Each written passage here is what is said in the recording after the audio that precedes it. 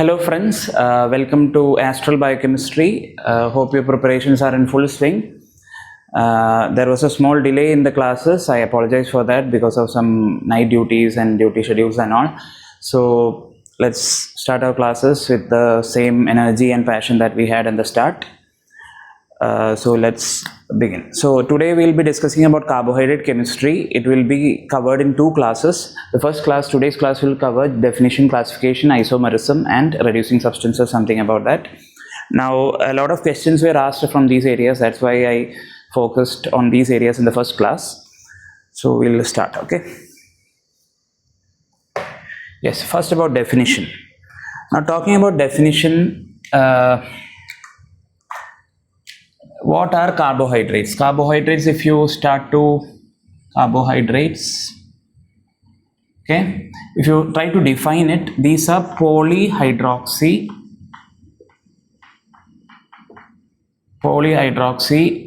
aldehydes or ketones, okay, or substances which yield these on hydrolysis. So this is a basic definition for any carbohydrate. Now, as you can see, polyhydroxy aldehydes, like a lot of OH groups will be there. That's why it is called polyhydroxy aldehydes. So either it can be glucose type of aldehyde things, or keto sugars like fructose, levulose and all, okay. So polyhydroxy aldehydes, one example is glucose. Polyhydroxy ketones, one example is fructose. Now, either those compounds or substances which can yield these on hydrolysis, on when you try to cut it with water, these substances, if they generate, those compounds can also be called as carbohydrates, okay. So these are carbohydrates as a definition.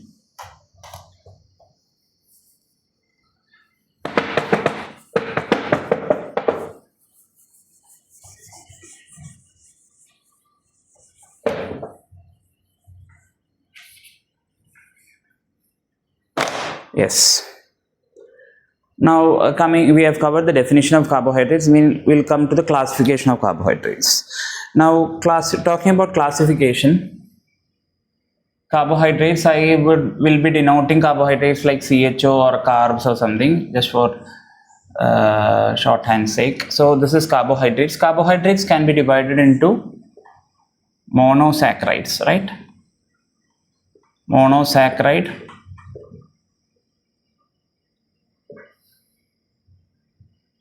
disaccharide, polysaccharide, okay. Monosaccharide, disaccharide, polysaccharide.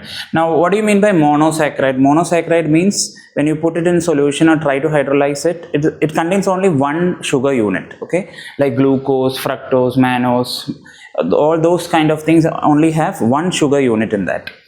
Now, disaccharides are, if you try to hydrolyze it, it will break into two sugar units. Like lactose, if you hydrolyze, it will become galactose and glucose. Sucrose, if you hydrolyze, it will become glucose and fructose, likewise. So those sucrose, lactose and all come under disaccharides. Now, there is a group so if it is more than two groups, if you get between 2 and 10 groups, it is known as oligosaccharides, that I have not indicated here. And if it is more than 10, it is known as polysaccharides, okay. So actually, disaccharide, in between it we have oligosaccharide, okay. So I hope you are writing it with me, same as before. You write the notes as I discussed as I write in the board here. And also I will be telling some universal truths in between that you can write at the end of the page. So monosaccharides. So monosaccharides can be again divided in two forms. It can be divided on the basis on number of carbon atoms, or in the basis of functional groups, okay, functional groups, okay. So on the basis of carbon atoms, if it is 3 carbon, you can write it as triosis, call it as triosis. 4 carbon, it is tetrosis. Likewise, okay. 5 carbon, it is pentosis. Okay. Now triosis, again on the basis of functional groups, can be divided into aldosis and ketosis. One that contains aldehyde group, one that contains ketone group. So triosis, one example would be glyceraldehyde. Okay, glyceraldehyde. And one example for ketose would be DHA, that is dihydroxyacetone. Okay, you might have heard about these compounds in glycolysis, glyceraldehyde 3-phosphate and dihydroxyacetone phosphate. So these are the basic compounds. So aldoses and these two are actually triosis. That is why in glycolysis, when the 6 carbon compound splits, it becomes 2 3 carbon compounds. One is an aldose, one is a ketose. Now tetros also, likewise, if you write, it will be erythrose. Is a 4 carbon sugar which is an aldose. Now erythrulose, okay, erythrulose is a ketone bond, I mean ketose sugar. Now pentose, likewise, if you write, ribose is a famous 5 carbon sugar which you have been seeing in your genetics and nucleotide chemistry. Ribose is a 5 carbon sugar used for building DNA and RNA, right? So ribose is a aldose, whereas ribulose is a ketose. Both have 5 carbons. So this is one way. And if you talk about 6 carbon, very famous example would be those 6 carbons are known as hexoses. Hexoses, one example would be glucose, and the other example would be fructose. Okay, glucose is an aldose, fructose is a ketose. So this is how we divide monosaccharides. Just a quick overview, no details required. So this is monosaccharide. Now coming to disaccharide. Okay, now coming to disaccharide, we have to understand, like I told you, disaccharides are actually combination of 2 monosaccharides joined by a glycosidic linkage. Okay, one monosaccharide and one monosaccharide is kept, and a glycosidic linkage comes between this becomes a disaccharide. Now there are few glycosidic linkages that you have to learn. It won't be asked as such in your theory exam, but for MCQ, a lot of questions I have seen coming from this portion. So we have finished discussion about monosaccharides. So moving on to disaccharides. Okay, disaccharides can be divided. Okay.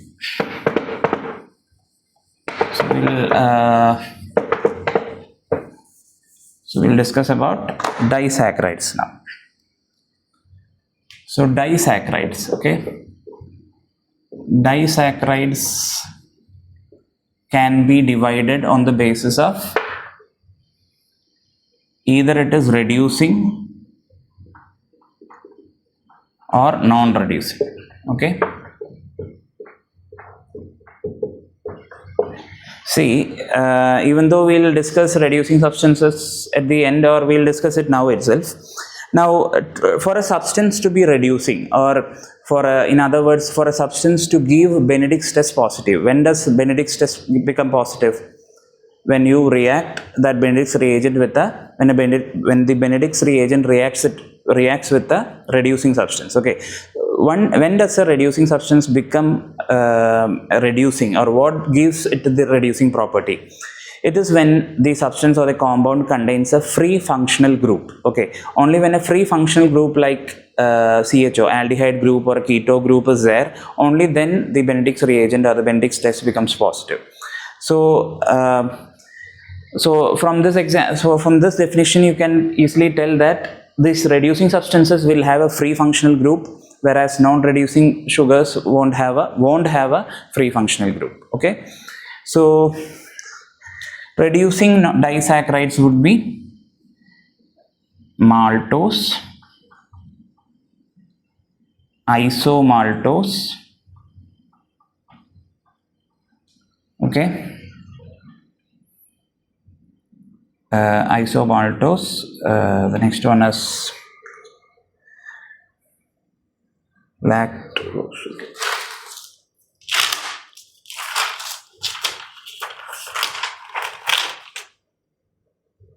Okay, so lactose and lactulose. Okay, lactulose is a keto sugar, all the others are aldol sugars. So these are lactose. Okay, so these are the famous reducing disaccharides that you know. What are the non-reducing disaccharides that you know? One is of course trehalose is an example which is you might not have heard, but the next example is famous, sucrose. Okay, so if someone asks you which is the non-reducing disaccharide, that is sucrose. Now why is sucrose non-reducing? So the answer is easy. For any substance or any sugar to be reducing, the compound should have a free functional group. So because sucrose doesn't have a free functional group, it is not reducing. Okay, now why it does not contain a reducing or a functional group is I will explain now. So these are the disaccharides. Okay, so what do you mean by disaccharides? Again when you try to hydrolyze a disaccharide, it will split into two monosaccharides. So two sugar units are there in disaccharides. Right, now we'll see the linkage. So I told you any disaccharide is one monosaccharide and another monosaccharide joined by a glycosidic linkage. So every linkage of these are important. These disaccharides are important. So we'll see what are those linkages are.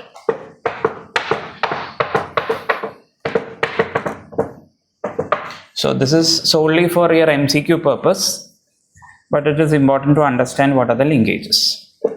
Okay, only the most important one I am telling you. Okay. Yes.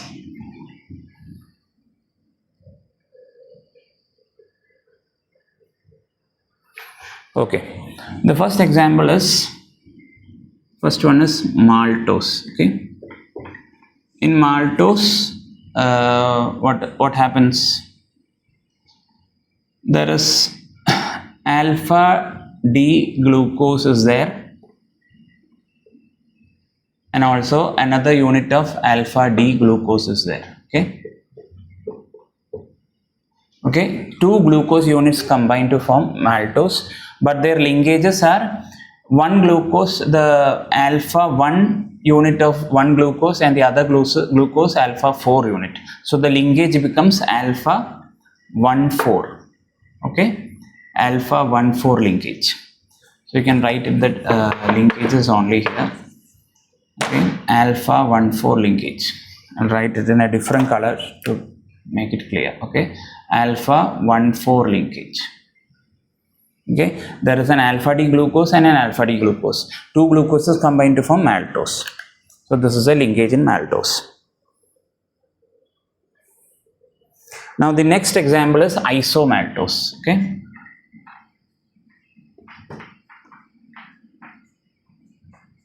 Now again in isomaltose we have alpha D glucose and alpha D glucose, and another same unit itself, alpha D glucose. Okay, but the linkages, please listen, the linkages is alpha 1,6. Okay, so isomaltose it is alpha 1,6 linkage. So alpha D glucose and alpha D glucose in alpha 1,6 linkage. Now coming to our third reducing disaccharide, which is lactose. Okay, lactose is a combination of alpha D glucose and beta D alpha D galactose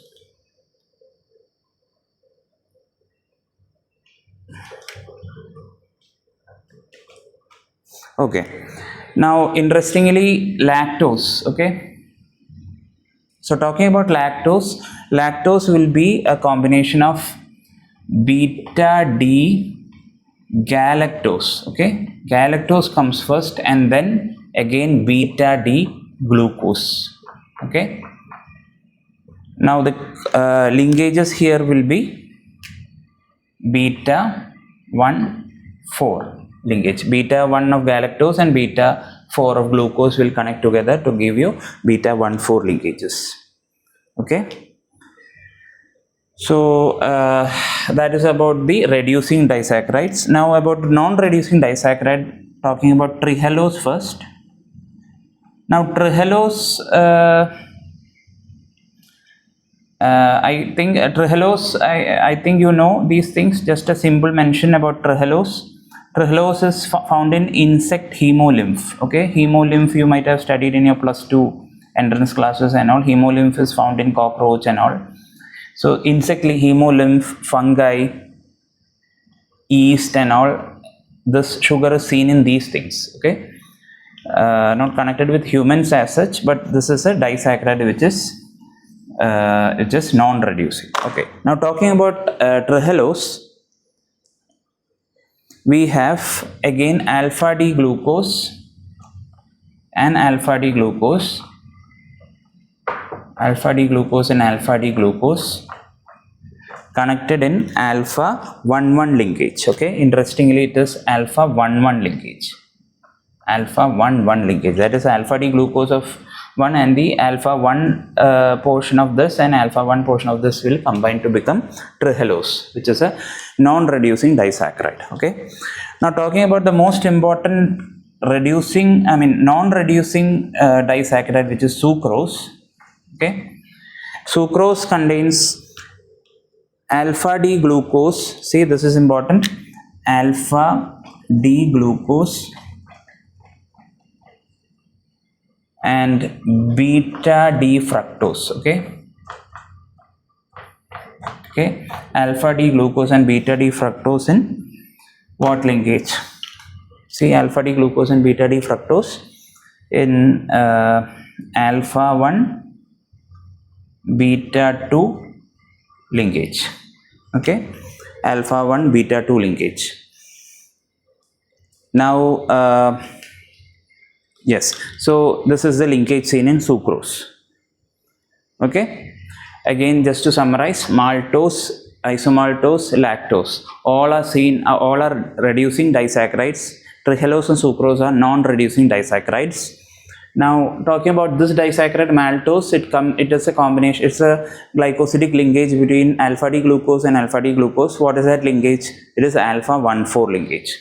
Now isomaltose is again alpha D glucose and alpha D glucose, but the linkage is alpha 1,6. Okay, if you study this together with trehalose, it is easy to remember. Trehalose is also alpha D glucose and alpha D glucose, but the linkage is alpha 1 to 1, 1 and 1 of both.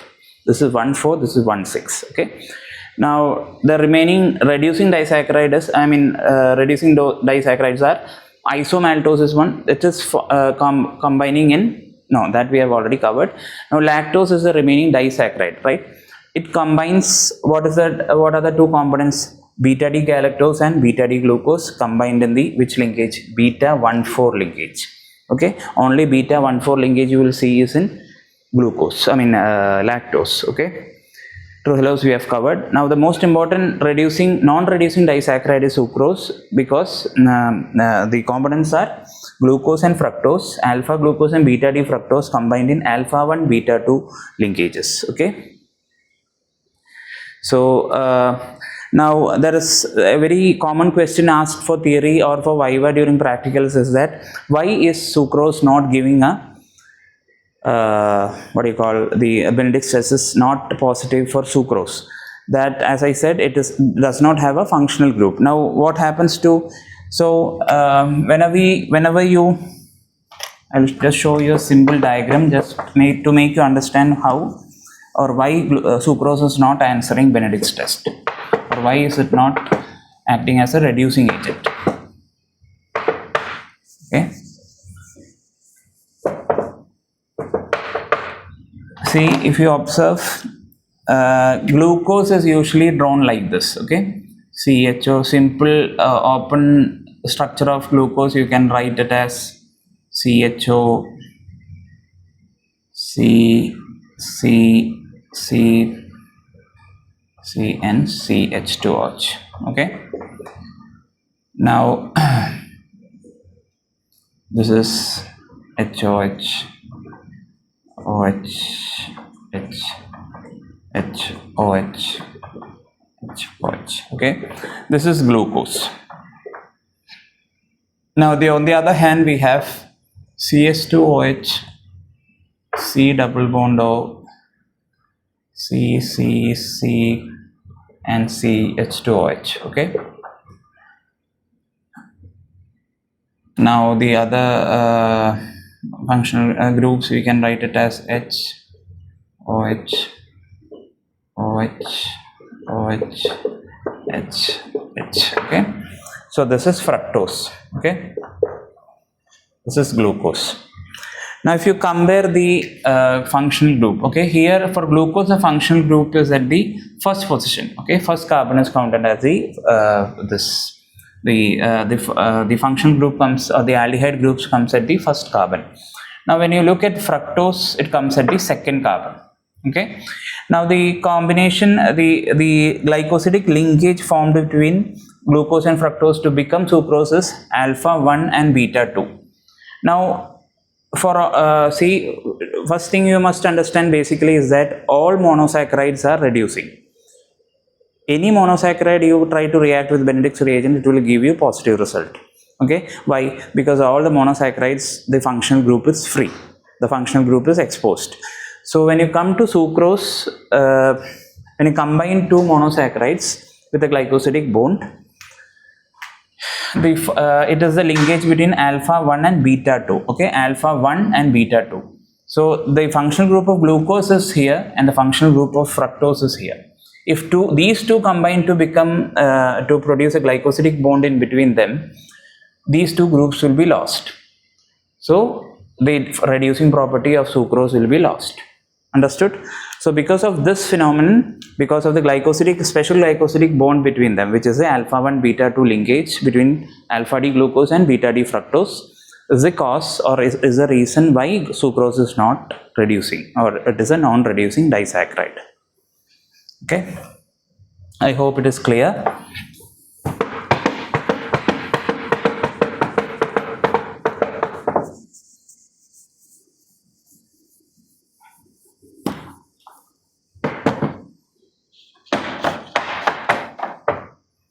Yes.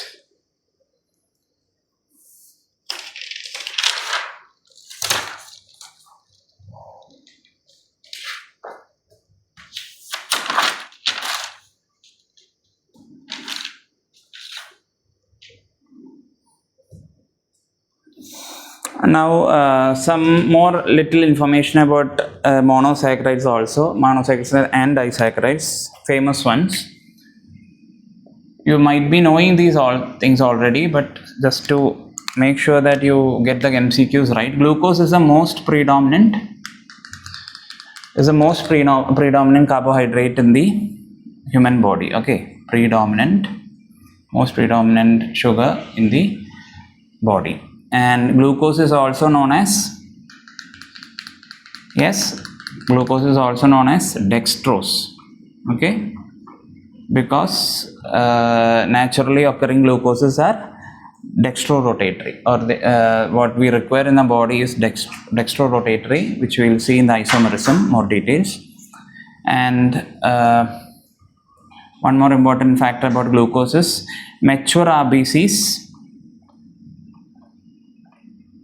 RBC can only utilize glucose as fuel. Mature RBC solely depends on glucose utilize glucose for energy. Why is that? Because mature RBCs are missing a vital organelle, which is that when RBCs which become mature, what do they lose? Yes, they lose the nucleus and mitochondria, right? So without mitochondria, the only source of energy will be glycolysis, which will be happening in the cytoplasm. So mature RBC can only depend on glucose for all their energy purposes. So glucose, some important points are these. Now talking about fructose. Fructose is also known as fruit sugar because most of the fruits have naturally occurring fruits contain fructose as the sugar in them. Fruit sugar, and this is also known as levulose, okay, because it is levorotatory, which rotates the plane polarized light to the left side. We'll discuss it in isomerism. So this is levulose, also known as levulose. Now it is also present in like the main component of semen or seminal fluid, okay. Seminal fluid is fructose, because the sperms for their motility depend on the energy source the sperms use is fructose. So that is also present in seminal fluid, and also it is also present in honey, sugarcane juice and all, okay. Naturally in nature it is seen in honey, sugarcane juice and all. So another name for fructose is honey sugar, is also another name, okay, honey sugar, okay. So these are important points about glucose, fructose. Now, yes, another name for sucrose is common sugar, table sugar and all. You can write it down somewhere, okay. And as I said in the earlier classes when we were dealing with enzymes, all the naturally occurring sugars are D sugars, okay. D sugars, okay. Now do not confuse between capital D or L and small d or L, okay. We'll discuss the details in isomerism. So just understand that all the naturally occurring sugars are D sugars, all the naturally occurring amino acids are L amino acids, okay. I think we have written this already in the universal truths section. So that is about that.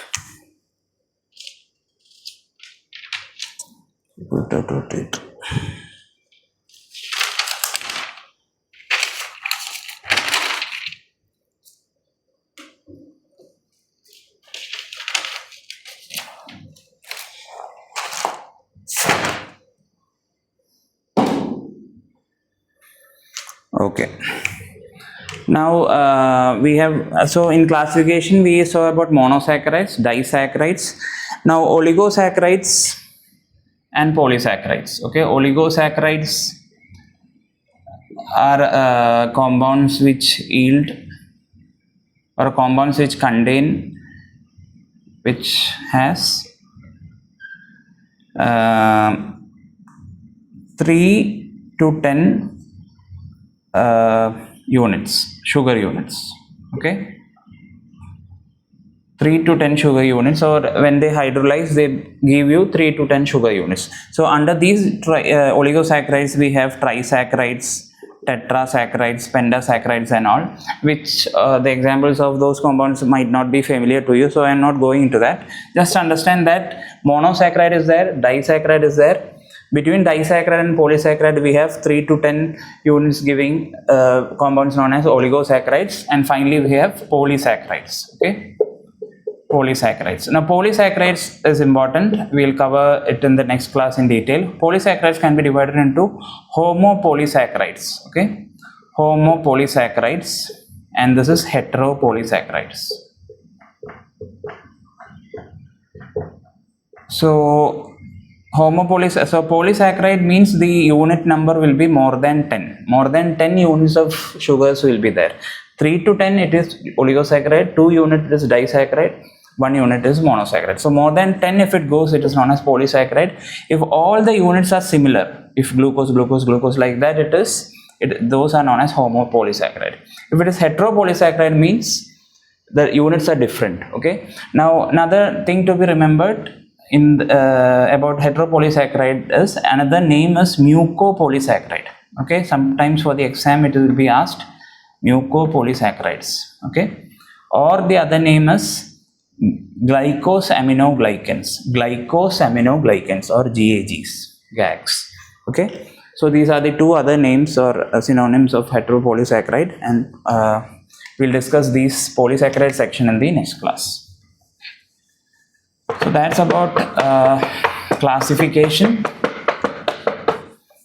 So we have covered just definition and classification till now. So we'll move over to isomerism, okay.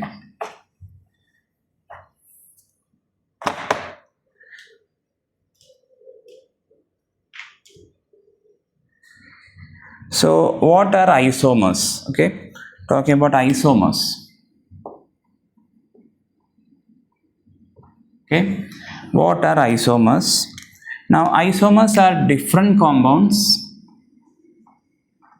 Okay, different compounds with same molecular formula.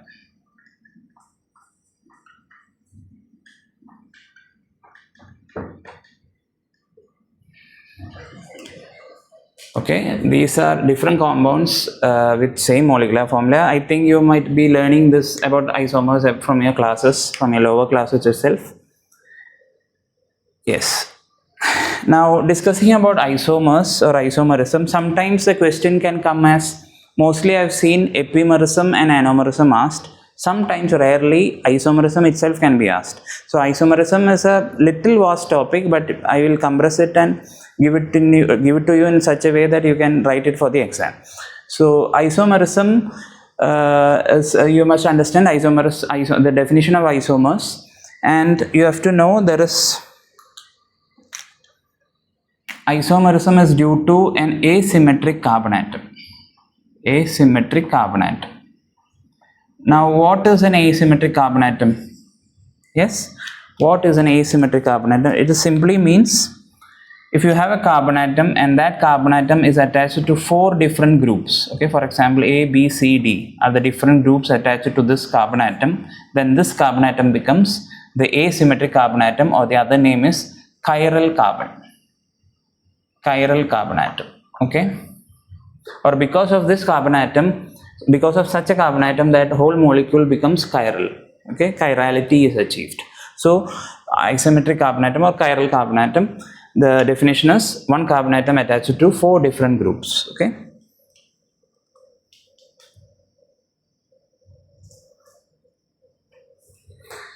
so if you look at an open chain of glucose, okay, if you look at the open chain of glucose, it has 4 asymmetric carbon atom. Like every time when I see, it is easy to draw a group structure of glucose. See, sorry, at the top you have to draw the aldehyde group. Okay, at the bottom you have to draw the CH2OH group. Okay, easy to draw glucose, aldehyde group, CH2OH group. Draw 4 lines. Okay, HOH, OHH, HOH, HOH. Okay, this is basic D-glucose. Now, so in this you can find how many asymmetric carbon atoms are there.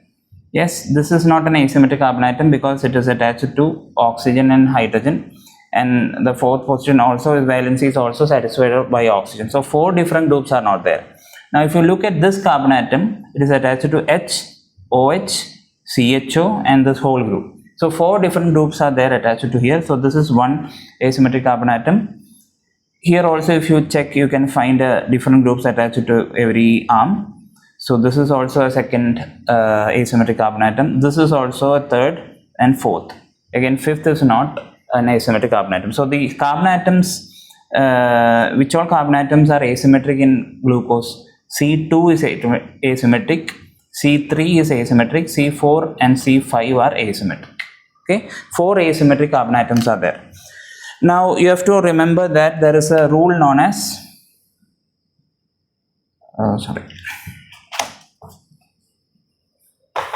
there is a rule known as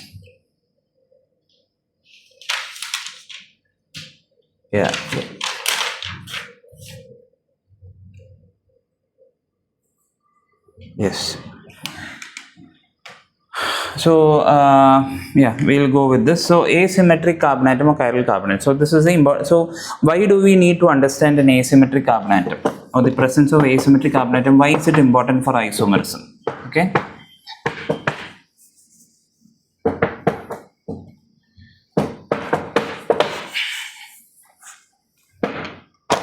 Now, because of the presence of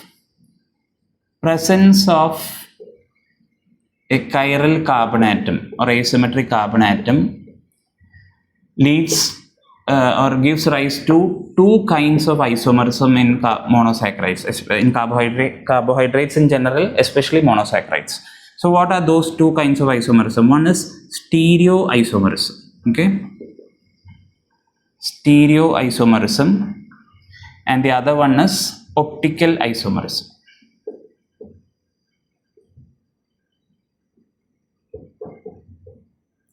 Okay, so understanding this is important. So in isomerism in carbohydrates or monosaccharide, if it is asked, you can write define what are isomers, define what is an asymmetric carbon atom, and presence of an asymmetric carbon atom gives rise to two kinds of isomerism in general, and these are, in stereoisomerism you will see enantiomerism or enantiomers, which one example is D and L isomerism, okay, which we will deal now. So enantiomerism is one example. Now another example is anomerism, and the fourth example and the third example you have to learn is epimerism. Okay, these are stereoisomerism subdivisions. Okay, enantiomerism, anomerism, epimerism, all are part of stereoisomerism. Now,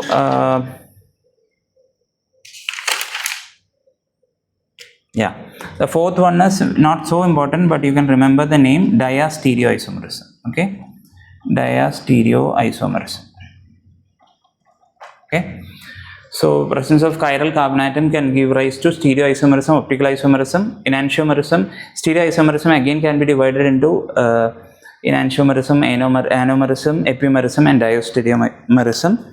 Optical isomerism is simple. It is due to optical isomerism we have two isomers basically. One is a dextrorotatory isomer and levorotatory isomer, which I'll tell you details later after we finish this. Okay, small d isomer and small l isomer, also denoted as plus isomer or minus isomer. Okay, don't confuse this d and l with this capital D and L. Okay, this is enantiomers. These are stereoisomers. These are optical isomers. Okay, so this is the main division. Leber-Wondt-Hoff rule. Okay, it's simple. You might have heard this formula. The number of stereoisomers for any glucose, for any monosaccharide or carbohydrate is number of stereoisomers possible. Okay, number of stereoisomers possible is calculated by this formula, 2 raised to n, where n is the number of asymmetric carbon atom or chiral carbon atom. Asymmetric carbon atom. Okay, n is the number of asymmetric carbon atoms. So for example, when I talked about glucose, I told you there are 4 asymmetric carbon atoms. 2 raised to 4 becomes 16. So ideally glucose should have 16 isomers of glucose, stereoisomers of glucose. Okay, so this is one rule which we can write after writing the heading of stereoisomerism, Leber-Wondt-Hoff rule, which is 2 raised to n. Okay, number of stereoisomers. Okay. Now the first one that we are going to discuss under stereoisomerism is enantiomerism. Now enantiomerism simply means that enantiomers are isomers which are mirror images of each other. Okay, mirror images of each other. Okay, these are isomers which are mirror images of each other.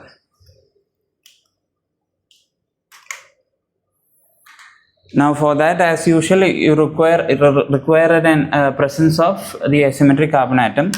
So if you take the example of glucose, okay, talking about glucose again, it's easy to draw. Okay, it's easy to draw. CHO on the top, CH2OH on the bottom, 4 lines, HOH, OH, H. The rest two same, H, OH, H, OH, okay. This is D-glucose, okay, D-glucose, okay. And the other, so one example for enantiomerism is D and L isomerism. D and L isomerism is the example we are going to discuss. D and L isomers or isomerism. So D and L isomerism is an example for enantiomerism. So we'll draw a mirror image of this same D glucose, which is known as L glucose. In that, I will show you an interesting thing. See,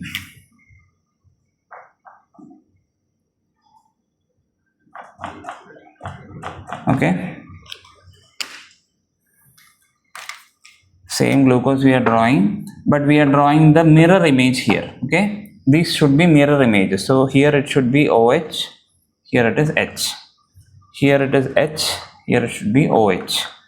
Because it is H here, it will be OH here, be H here, OH here, H, H, okay.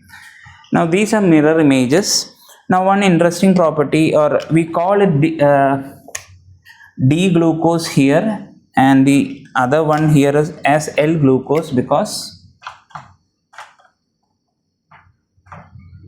this is the L glucose, because this carbon atom, okay, this carbon atom here is known as a penultimate carbon atom, okay. Penultimate means second last. Hope you know the word meaning. Penultimate means second last person. So penultimate carbon atom. Look at the penultimate carbon atom. At the penultimate carbon atom, if the OH group is on the right side, it is known as D-glucose. In the penultimate glucose carbon atom, if the OH group is on the left side, it becomes L-glucose, okay. So these isomers are known as D and L isomers, only dependent on where the functional group is present, either on the right side or the left side at the penultimate carbon atom, okay. So I told you already, this and these are asymmetric carbon atoms, but the last asymmetric carbon atom in case of glucose, or the second last carbon atom, if you count the carbon atoms, the second last carbon atom becomes a penultimate carbon atom, or also known as the reference carbon atom, okay, reference carbon atom. So whenever the OH group shifts at the reference carbon atom or the penultimate carbon atom, it gives rise to D and L isomers. These are mirror images of each other, okay. These cannot be superimposed, but these are mirror images. So these are known as, this is known as enantiomerism. Sometimes can be asked for your exam. What are D and L isomers? Just you have to remember what is penultimate and how to draw the symbol structure. Just try to draw this, understand this, others you can logically remember, okay. So one is enantiomerism.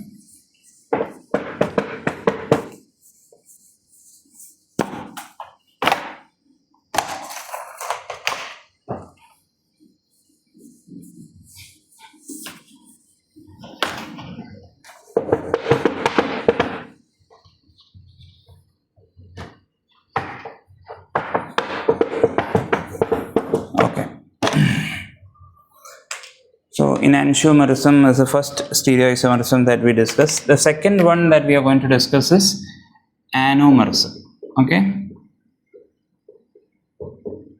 Anomerism. Now talking about anomerism,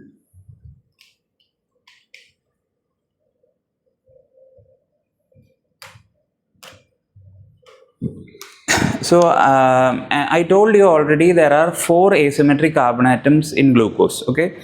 Now there is a special feature for these glucose or monosaccharides in general, that when they exist in solution, they actually cyclize, they become a cyclical form. Usually we write it in an open form, right? Now when you put these things in solution, it becomes a cyclical structure, or a ring form is formed.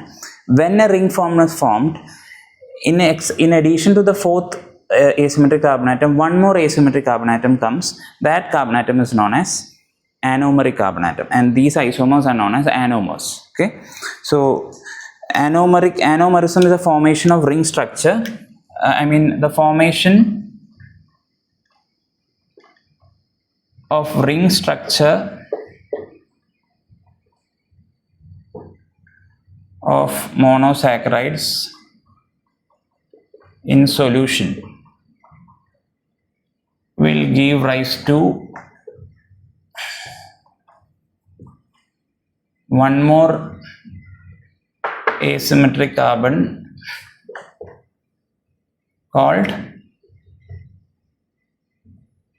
anomeric carbon atom. Okay, understood? So that is how anomeric carbon atom is formed.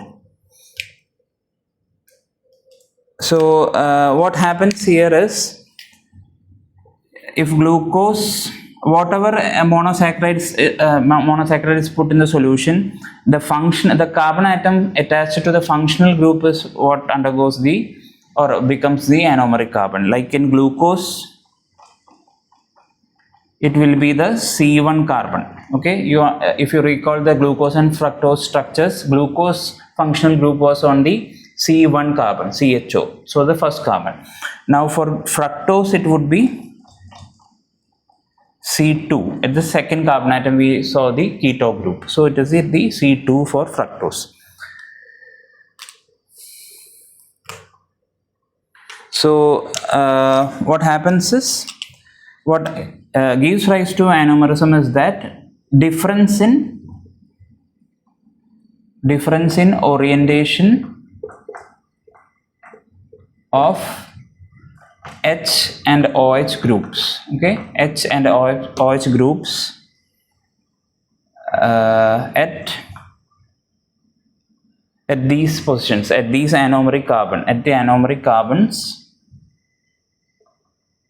anomeric carbon atoms gives rise to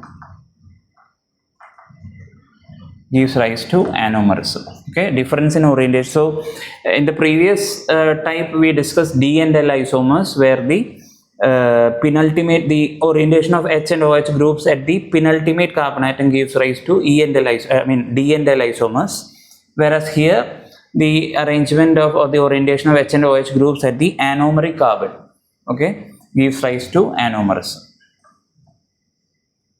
Okay, I think you got the concept. I'll explain it with the help of the structure.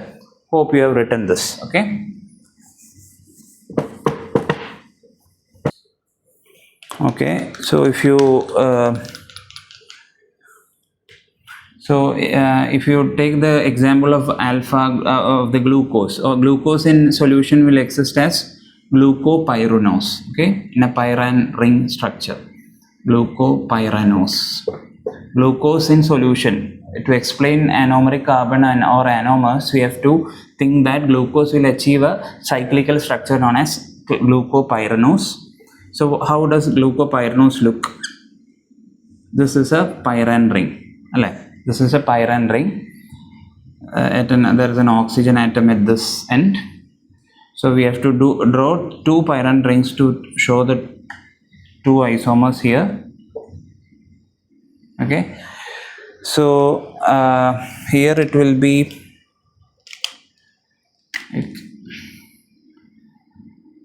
yes. The first, as you draw the open structure, CS2 OH H HOH HOH OHH HOH. Yes. Now if you draw OH at the bottom and H at the top, or OH, if it becomes the bottom, it becomes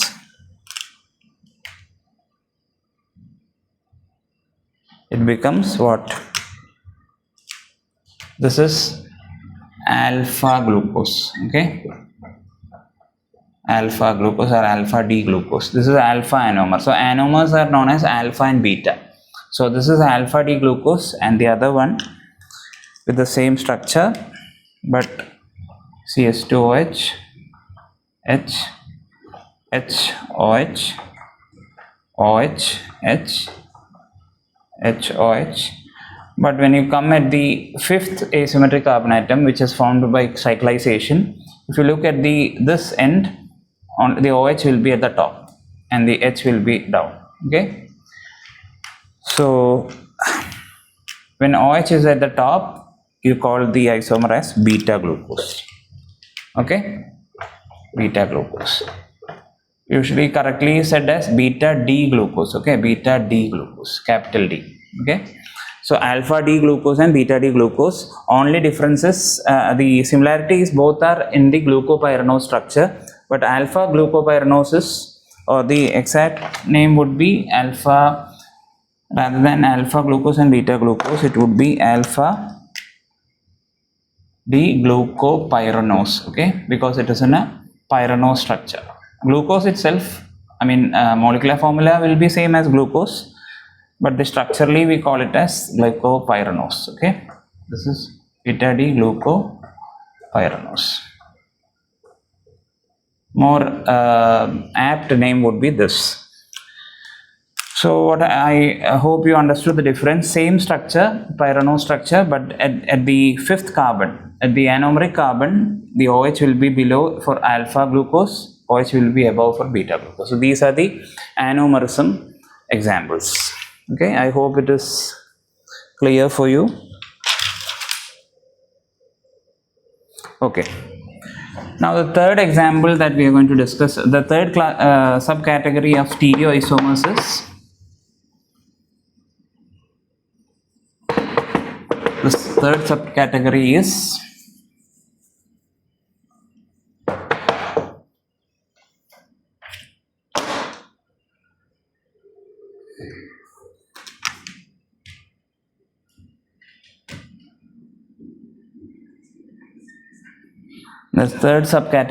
epimers. Okay, epimerism.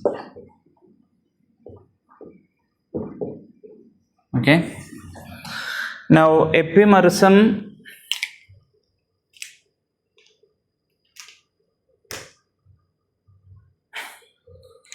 yes, epimerism, the definition is easy. Now that you have learned about the penultimate carbon atom and the anomeric carbon atom, okay, it is easy to write the definition of epimerism. Epimerism is the difference, the isomers which arise due to difference in orientation of H and OH groups around the carbon atom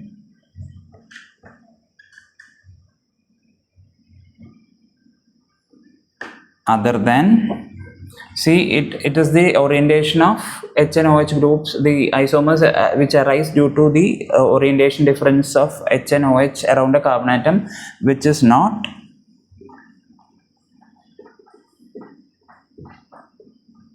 the penultimate carbon atom or anomeric carbon atom. Okay, anomeric carbon atom. So I told you, if penultimate carbon atom, the OH-OH orientation difference will give rise to isomers known as D and L isomers. Anomeric carbon atom, it gives rise to two isomers known as anomers, alpha anomer and beta anomer. Now if any other carbon atoms other than the penultimate or anomeric carbon atoms, along those carbon atoms, if they show any kind of orientation difference of H and OH, those are known as epimers. Easy, it is very easy. Penultimate carbon atom, the orientation difference gives rise to D and L isomers. Anomeric carbon atom difference gives rise to anomers. Any other carbon atoms other than these two, okay, any other carbon atoms, if they show orientation difference of H and OH, they give rise to epimers. So one example would be, I'll show the diagram, it will be easy.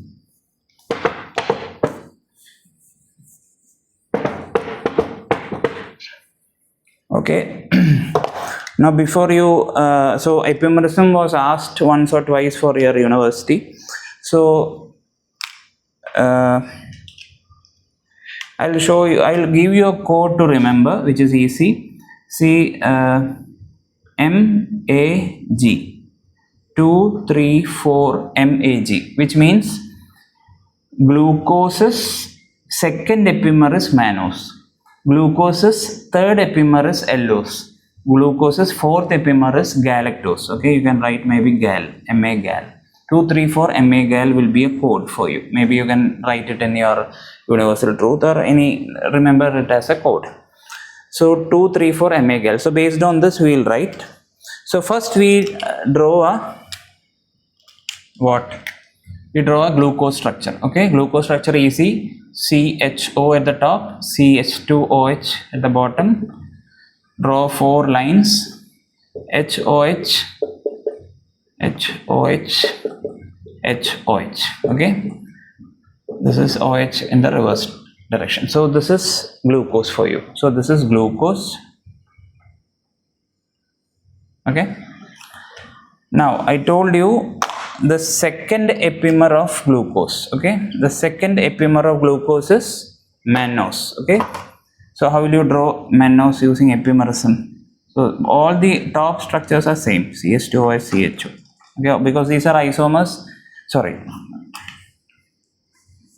CHO, CH2OH. Okay, 1, 2, 3, 4. Okay. So I told you mannose is the second epimer of glucose. So let us complete this second epimer. So what is the second carbon? 1, 2. So this is the second carbon. We leave that alone and copy the same here. Okay, OH, H, H, H, OH, OH. Okay, this is supposed to be mannose. Okay. Now I told you mannose is the second epimer of glucose. That means at the second carbon it has a different orientation. So because it is HOH here, the orientation here would be what?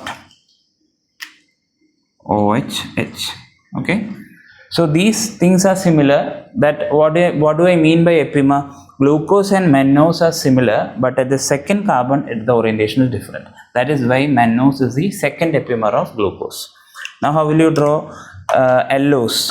Okay, allose is, yeah, so this is the second epimer. Okay, second epimer is,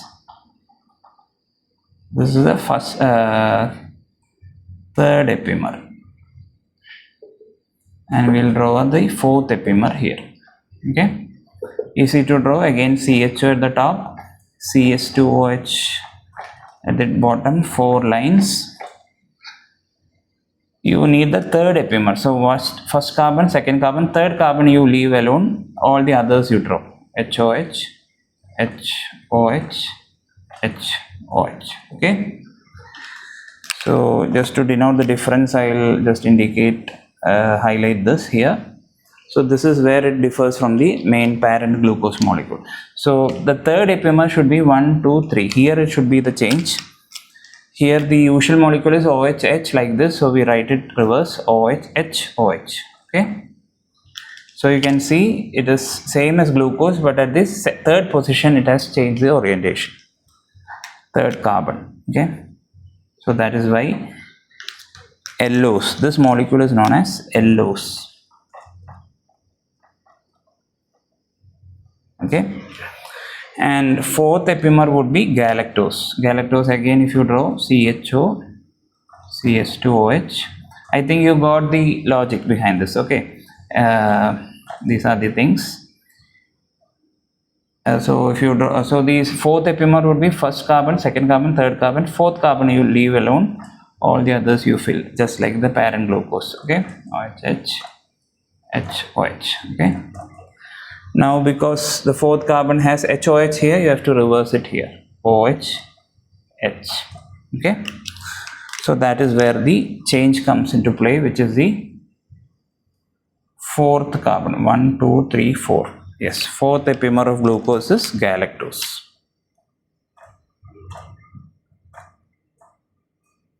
Understood? So these are the epimers of glucose. Okay. So I hope you are clear with this concept. I am not going to details again. So whenever isomerism is asked, define it, tell about the asymmetric carbon atom, and there are classification of isomerism into stereoisomerism and optical isomerism. Now talking about stereoisomerism, we have covered enantiomerism, which is whose example is D and L isomerism, and the second one was anomerism, and the third one was epimerism. Okay. Now talking about stereoisomerism, the final thing which is not so important for us, but still just for completion's sake, we'll write the name, which is diastereoisomerism. You don't have to learn the examples here, just understand that these are stereoisomers, stereoisomers which are not mirror images, okay, which are not mirror images. I think this would be sufficient for they differ in orientation. They differ in orientation of H and OH groups in more than one asymmetric carbon atom.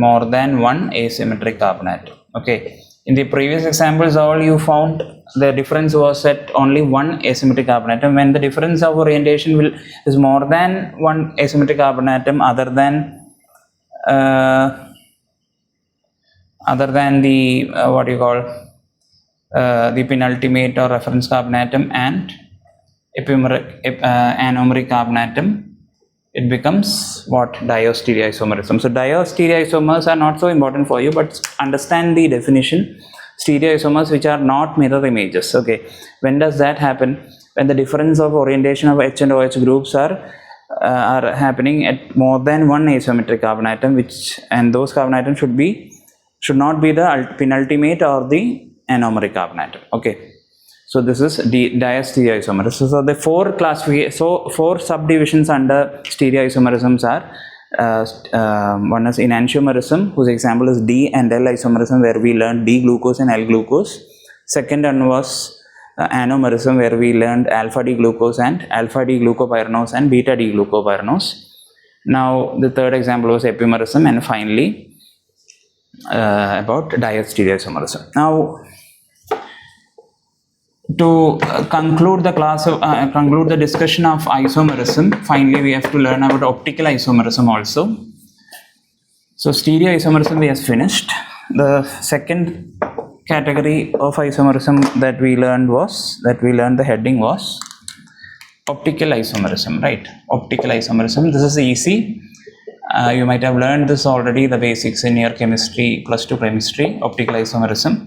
Optical isomerism is nothing. If you take a sugar solution, okay, our example, because we are studying about sugars, we take a glucose solution or a sugar solution, okay. Imagine this is a glucose solution. We pass through the solution a plain polarized light, okay, plain polarized light, okay. Now after passing through, this plain polarized light can either rotate in the clockwise direction or the anti-clockwise direction, okay, to the right side or clockwise direction, or in the anti-clockwise or left direction, okay. If it goes to the right direction, it is known as, if the plane polarized light is shifted to the right side or anti-clockwise direction, such solutions are known as dextrorotatory solutions or dextrorotatory sugars. Dextrorotatory or dextrorotation. This is levorotation, okay. Dextro is Latin for right, levo is Latin for left. So rotatory, dextrorotatory and levorotatory.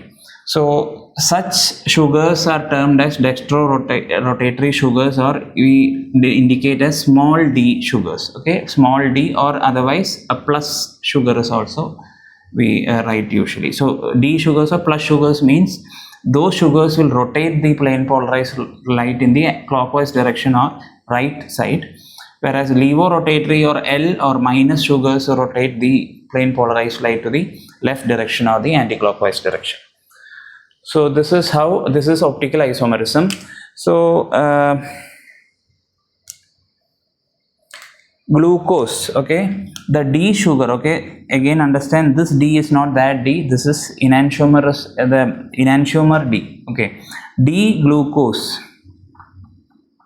that we find in nature usually is dextrorotatory. That is why glucose other name is dextrose. See, if you go to casualty or your wards, medicine wards or any hospitals, you will find dextrose solution running. Some of your relatives, if they are admitted in your ward, next time when you go, check their IV fluid. Okay, IV fluid, sometimes they might be given an infusion of dextrose. So dextrose is nothing but glucose. Okay, glucose, because it is dextrorotatory, it is known as dextrose. Now fructose, D-fructose, which we find in nature usually, is a levorotatory thing. So that is why it is known as levulose. Okay. Levulose also. So this is about optical isomerism. Yes. Now sometimes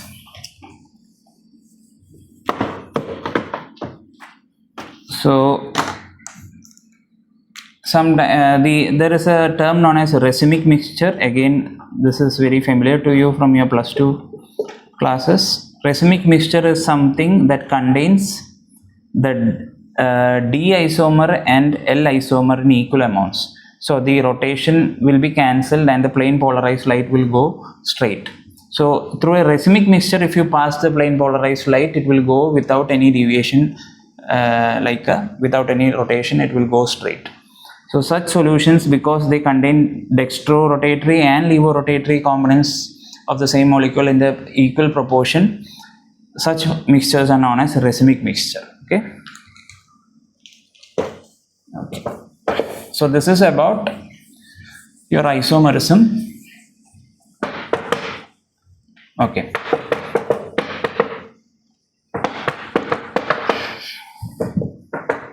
So this is about isomerism.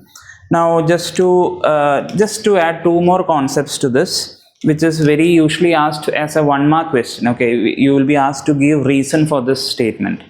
So one such statement is, or one subject may be asked as a separate concept also, which is mutarotation. Okay, what is mutarotation? Yes.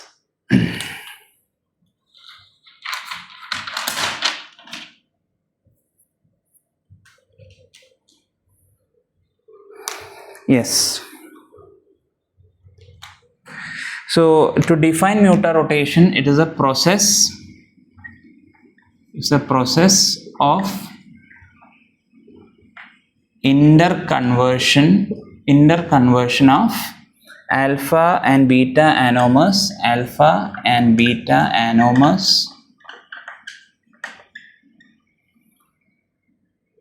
in aqueous solution. Okay, in aqueous solution. So it is a process of interconversion of alpha and beta anomers in aqueous solution. Is easy. The concept is very easy. I'll explain. See, this whole thing is actually studied by a thing known as polarimeter, which actually measures the degree to which this plane polarized light is rotated when passed through the mixture. Okay. Now, so if you take alpha D glucose, okay, solution alpha D glucose in a chamber, okay, in a beaker, and another beaker you have beta D glucose, okay, 2 anomers you have. So you pass a plane polarized light, okay, plane polarized light is passed through this. You usually observe for alpha D glucose, you observe a rotation of plus 112, I guess, 112 degree of rotation. That means 112 degree the plane polarized light will be rotated in the right direction. Because it is plus, it means in the right direction. Alpha D glucose does this to the plane polarized light. Now when you pass the same plane polarized light through beta D glucose, the rotation will be plus 19, I guess, yes, plus 19 degree. Okay, so alpha D glucose rotates the plane polarized light more, don't confuse these two. So alpha D glucose will rotate this to plus 112 degree, and beta D glucose is observed to rotate it to plus 19 degree. Now after you keep these solutions for some time, okay, maybe after 4 or 5 hours, when you go and observe, is what happens is, in both these beakers, okay, in both these beakers, this alpha D glucose will be converting some of itself into the beta anomers, and this solution will have around 2/3 alpha anomer and 1/3 beta anomer. The same situation also after few hours we will observe in this beta D glucose. It will change it to alpha anomers. Again 2/3 alpha and 1/3 beta concentration you can see. So now if you pass a plane polarized light through this, okay, because it has reached an equilibrium, because the concentration of alpha and beta is in an equilibrium, it is observed to give a rotation of plus 52 degree. Okay, plus 52 degree. Again the same is observed here, plus 52 degree. This is because some of the alpha D glucose got converted to beta D glucose, maintaining an equilibrium concentration of 2/3 alpha and 1/3 beta. Again the same happened here, beta D converted back to alpha, giving 2/3 alpha and 1/3 beta. So the equilibrium concentration, if they reach the equilibrium like this, then the plane polarized light will be rotated only to plus 52 degrees. Okay, so this whole phenomenon is known as mutarotation. Okay, it's very easy once you understand this. You don't have to study the definition and all. Just understand what is happening. That is mutarotation. Okay.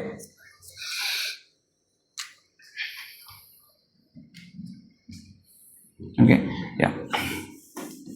So I hope it is clear. So this is one concept that I wanted to clarify in connection with isomerism, mutarotation. Okay. Now another concept that I wanted to clarify is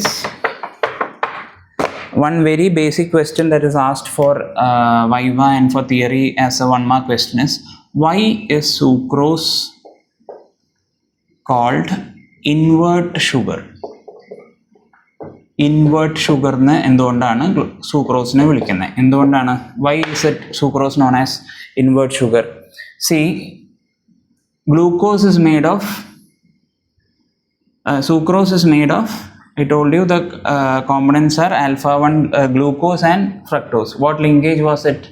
Alpha 1 and beta 2, right? Alpha D glucose and beta D fructose will combine in alpha 1 beta 2 combination in glycosidic bond, and sucrose is composed of glucose and fructose. Okay. Now I told you glucose is dextrorotatory and fructose is levorotatory. Okay, so predominantly glucose is dextrorotatory. Okay, predominantly when it exists as a disaccharide as glucose, it is dextrorotatory because the glucose component is more more dominant in nature. So that is why the sucrose gets a dextrorotatory nature. But when you hydrolyze sucrose, okay, when sucrose undergoes hydrolysis into components like glucose and fructose, then the whole mixture becomes predominantly levorotatory. See, sucrose, when it is not hydrolyzed, when it exists as single compound, it is predominantly dextrorotatory. When it is hydrolyzed, becomes components into glucose and fructose, but the hydrolyzed mixture will have a total rotation of levorotation. Right, so this change, inversion of rotation happens, right? Dextrorotatory becomes levorotatory. Because of this phenomenon of hydrolysis, sucrose is known as invert sugar, the sugar that inverts the rotation. That's all. Very simple. Yes, I hope you understood. I'm not repeating it. Okay. So this is why sucrose is called invert sugar.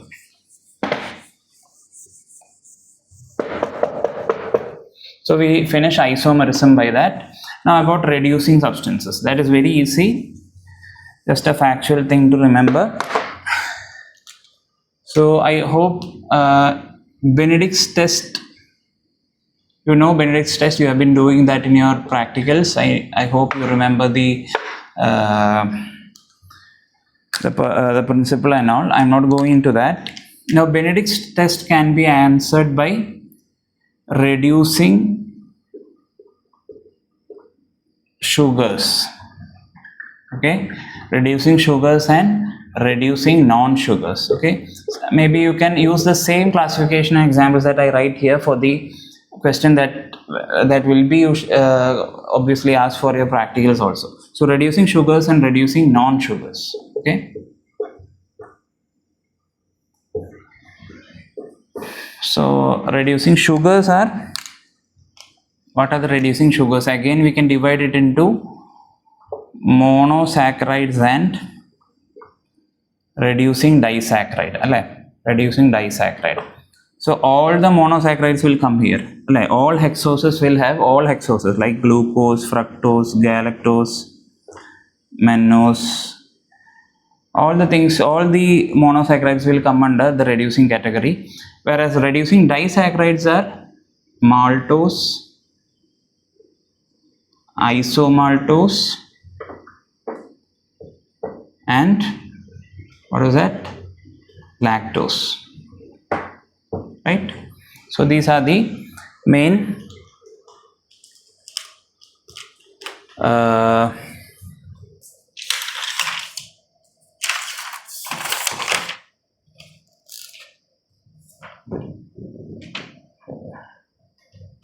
yes, so these are the reducing sugars and these are the reducing non-sugars. So what are the reducing non-sugars? So these are compounds which are not sugars, okay. So sometimes the question will be false positive Benedict's test. That means these are not sugars, but still the test becomes positive. So those compounds are a lot of acids like glucuronic acid, homogenesic acid. Homogenesic acid accumulates in which inborn error of metabolism? You remember? Homogenesic acid is accumulated in L-captonuria, okay. We'll come to that detail later. So glucuronic acid, homogenesic acid. Then we have ascorbic acid or vitamin C, ascorbic acid. Salicylic acid is there. So all these are not sugars, but still they give reducing they have reducing property, thereby giving Benedict's test positive. Glutathione and all, okay. So these are the few non-sugars that you can remember which are reducing non-sugars, which give you Benedict's positive, or you can call it as false positive result. So yes, that's it for today. So we'll continue with homopolysaccharides and heteropolysaccharides tomorrow. Okay, thank you, good night.